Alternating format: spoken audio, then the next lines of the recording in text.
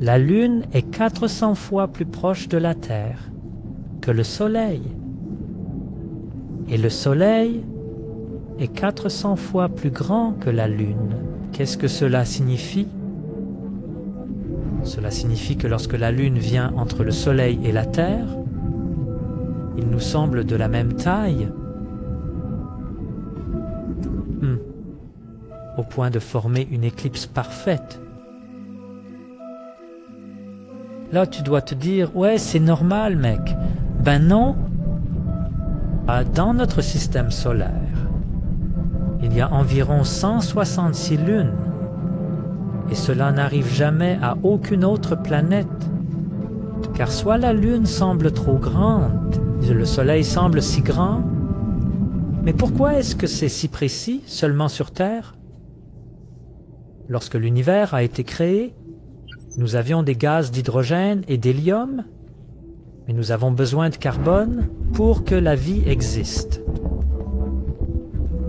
Mais pour former du carbone, il faut que 3 atomes d'hélium se rassemblent. Il y a un scientifique appelé Sir Fred Hoyle qui a voulu voir comment ces 3 héliums se rassemblent. Il a remarqué que rien ne se passait vraiment. Se passait quand il les a réunis.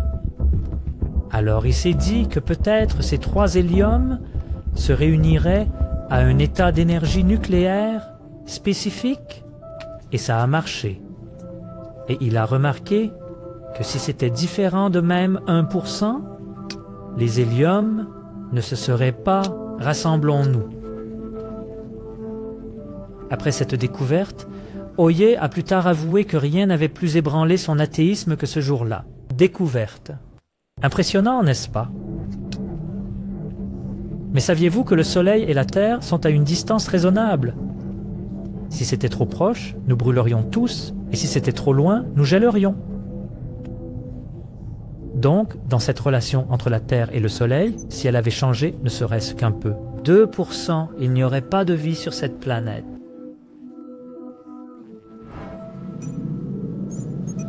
C'est un de mes préférés. Comme nous le savons, tout est fait d'atomes, oui, mais il y a 2 forces qui maintiennent les atomes ensemble. Vous avez la force électromagnétique, cela maintient la structure de l'atome, et puis vous avez la force nucléaire forte. Cela maintient le noyau de l'atome. Ces 2 doivent être dans un rapport spécifique pour que la vie existe. Maintenant, quel est le rapport, me demanderez-vous? Eh bien, c'est 1 sur 10 puissance 16. C'est un suivi de plein de zéros, mon pote. C'est tout ce que je peux dire maintenant? C'est bien précis maintenant? Si le réglage fin n'était pas là, il n'y aurait pas d'étoiles. S'il n'y a pas d'étoiles, il ne peut y avoir de planète. Et s'il n'y a pas de planète, il n'y aura pas de vie.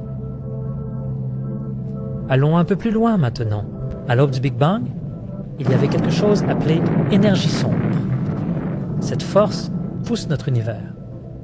Maintenant, elle est tellement finement réglée que si cette force venait à... Si c'était trop, l'univers aurait explosé et rien ne se serait formé. Si c'était trop peu, il se serait effondré sur lui-même et là encore, rien. Chose aurait formé. Maintenant, combien est cette force? C'est 1 sur 10, à la puissance 120. C'est énorme, très spécifique. Donc je suppose que cela a du sens quand l'astrophysicien Hugh Ross a dit que la chance que notre planète existe dans l'univers est si rare qu'il l'a calculée à 1 sur 10 puissance 30. C'est la probabilité qu'une planète comme la nôtre puisse se former dans l'univers.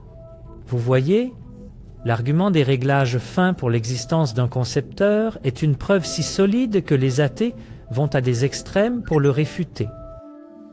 En fait, la meilleure chose qu'ils prétendent avoir trouvée est la théorie du multivers, qui, selon la théorie, représente une infinité d'univers là-dehors, ce qui signifie alors que la probabilité qu'un univers ou un système solaire comme le nôtre se forme est en fait probable. Mais cela peut-il vraiment être vrai? Mais les gars, la théorie du multivers est vraiment insuffisante elle n'est pas acceptée dans les cercles académiques, et oui, il pourrait y avoir plusieurs univers, mais nous ne parlons pas de plusieurs univers, nous parlons de cet univers en particulier. C'est juste un autre moyen créatif de retarder l'existence de Dieu. Si tu es une personne raisonnable, il te sera inévitable de commencer à te demander qu'il doit y avoir un créateur.